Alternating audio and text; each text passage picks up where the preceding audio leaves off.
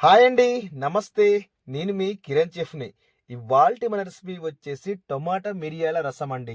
చాలా అంటే చాలా బావుంటుంది. ముఖ్యంగా కోల్డ్ చేసినప్పుడు ఈ టొమాటో మిరియాల రసం తాగితే మాత్రం చాలా అంటే చాలా బావుంటుంది. ఇది వైట్ రైస్‌లో కూడా ఎంత బావుంటుందంటే అంత బావుంటుందండి. మీకోసం సింపుల్‌గా చెప్తాను. వంట రాని వాళ్ళు కూడా మీరు సింపుల్‌గా చేయొచ్చండి. అంటే మిరియాల రసం చాలామంది చాలా రకాలుగా పెడతారు. కానీ టొమాటో మిరియాల రసం అయితేనే చాలా అంటే చాలా బావుంటుందండి. దానికోసం నేను ఒక నిమ్మకాయ సైజ్ అంత చింతపండు తీసుకొని నానబెట్టేసానండి ఫస్టు. దాంట్లోకి ఒక హాఫ్ కేజీ టొమాటో తీసుకున్నాను. ఆ టొమాటో కూడా మంచి రెడ్ కలర్ ఉండాలండి. ఎంత రెడ్ ఉంటే మనకు టొమాటో రసం అనేది అదే మిరియాల టొమాటో రసం అనేది అంత బాగొస్తుందండి. అది కూడా కటింగ్ కూడా చూడండి. కటింగ్ వచ్చేసి 4 పీసులు కావాలి ఒక్కొక్క టొమాటోలో. ఇలా కట్ చేయాలి. పై తొడుగు మాత్రం కంపల్సరీ కట్ చేసి తీసి పక్కన పెట్టేసేయాలండి.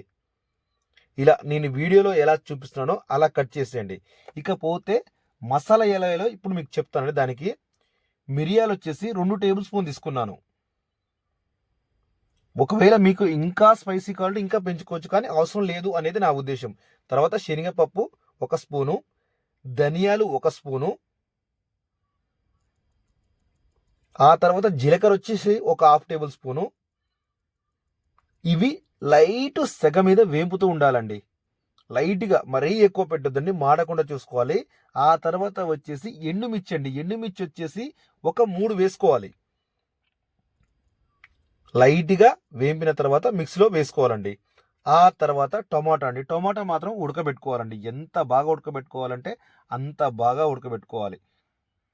మీరు లీటర్ వరకు వాటర్ పోసేయాలి ఇందులో. హాఫ్ కేజీకి మనం హాఫ్ కేజీ టొమాటోలు తీసుకున్నాం కదా! లీటర్ వరకు వాటర్ పోసేయాలి. ఎందుకంటే కొంచెం ఇంకిపోయినా కూడా మనకు అందులో సగానికి సగం లెవెల్ అయిపోతాయండి. ఆ తర్వాత ఈ మసాలాలో పట్టేటప్పుడు కొంచెం ఒక 5, 6 నుంచి ఎల్లిగడ్డలు వేసి మిక్సీ పట్టుకోవాలి. ఇలా ఎల్లిపాయలు వేసి మిక్సీ పట్టుకోవాలి. ఇలా వస్తుందండి ఈ మసాలా మాత్రం. ఆ తర్వాత టొమాటో అనేది ఎంత బాగా ఉడికితే అంత పర్ఫెక్ట్‌గా వస్తుందండి. టొమాటో పై లేయర్ మాత్రం పొట్టు మాత్రం మొత్తం ఊడిపోవాలి. ఒకవేళ ఊడిపోలేదు ఏదైనా ఉందంటే బ్యాలెన్స్ ఉందంటే మాత్రం అప్పుడు మిగతా మాత్రం మనం పై పొట్టు మొత్తం తీసేసి టొమాటో మొత్తం ఒత్తేసేయాలండి. అందులో కలిసిపోవాలి టొమాటో మొత్తం. ఆ పై పొట్టు మొత్తం తీసేయాలండి పైనుంచి టొమాటో ఉన్నది. ఇలా చిన్న చిన్నగా ఉంటాయి అన్నీ తీసేసేయాలి. ఏది ఉండకూడదు. అంతా మిక్స్ అయిపోవాలండి. అప్పుడే టేస్ట్ అనేది చాలా అంటే చాలా బాగుంటుంది. అంటే మనం ఎన్నో రకాలుగా చేసుకోవచ్చండి రసాలు. కాకపోతే ఇదొక స్పెషాలిటీ. ఇది ఇలా కూడా ట్రై చేయండి. చాలా అంటే చాలా బాగుంటుంది. ఇంకొకటి సింపుల్‌గా వంట రాని వాళ్ళు కూడా ఈజీగా నేర్చుకోవచ్చండి. అంత బావుంటుంది. ముఖ్యంగా కోల్డ్ చేసిన వాళ్ళకి మాత్రం మంచి యూజ్ ఉంటుందండి. ఆ తర్వాత చింతపండు నానబెట్టాం కదండీ! ఆ చింతపండు రసం కూడా ఇందులో వేసేయాలి చింతపండు. ఇప్పుడు మొత్తం కలిపేసామండి. ఆ తర్వాత ఇంకొక గిన్నె తీసుకొని ఆ గిన్నెలో ఇది మొత్తం పోసేయాలండి. పోసేసి ఇప్పుడు మనం మసాలా ఉంది కదండీ! ఆ మసాలా కూడా ఇందులో వేసేయాలి. మొత్తం వేసేయాలండి. దీంట్లో వచ్చేసి ఒక పావు టేబుల్ స్పూన్ పసుపు కూడా వేసేయాలి. ఆ తర్వాత దొడ్డుప్పు అండి. దొడ్డుప్పు వచ్చేసి 2 స్పూన్లు ఏసుకోవాలి. ఒకవేళ మీకు సరిపోలేదంటే ఖచ్చితంగా సరిపోతుంది. మీరు చూసి వేసుకోండి. ఆ తర్వాత వచ్చేసి కరివేపాకు వేసుకోవాలి. ఇప్పుడు గ్యాస్ వెలిగించాలండి. ఇక గ్యాస్ వెలిగించి దాదాపు ఒక 10 నిమిషాల్లో అయిపోతుంది. ఎక్కువ టైం కూడా పట్టదు. చూడండి ఎంత బాగా మరిగిందో. ఆ తర్వాత కొంచెం ఇంగువ వేసుకోవాలి. ఇంగువ ఉందా లేదా అన్నట్టు లైట్‌గా వేసేయండి. ఒక పావు టేబుల్ స్పూన్‌లో సగం వేసేయండి. కొత్తిమీర వేసేసి లాస్ట్‌లో మీరు కొంచెం చల్లగా అయితనంగా రసం పొడి వేసేయాలండి. రసం పొడి వచ్చేసి ఎంటీఆర్ తీసుకుంటే చాలా అంటే చాలా బాగుంది ఎంటీఆర్ అయితే. నేను ఒక స్పూన్ వరకు రసం పొడి వేసుకున్నాను.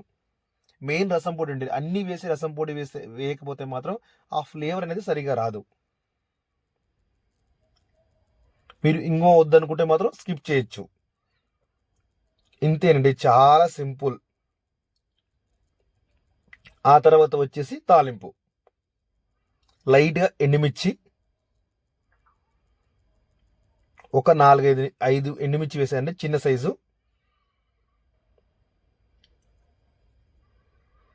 ఆ తర్వాత ఆవాలు, జీలకర్ర. కాస్త గ్యాస్ స్లోగా పెట్టండి తాలింపు చేసేటప్పుడు. ఆ తర్వాత కరివేపాకు వేసుకోవాలండి.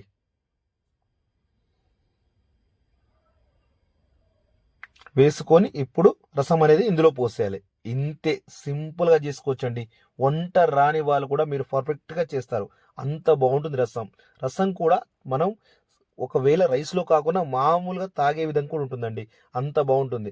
ఇంకా మీకేదైనా వంటలు కావాలంటే నాకు కింద కామెంట్ చేయండి. మీకు ఏ స్టైల్ అంటే ఇష్టమో అది కూడా కామెంట్ చేయండి. ఒకటండి వీడియోకైతే లైక్ మర్చిపోవద్దు. కొత్తగా చూసిన వాళ్ళు సబ్స్క్రైబ్ అయితే మర్చిపోవద్దండి. థాంక్ యూ అండి.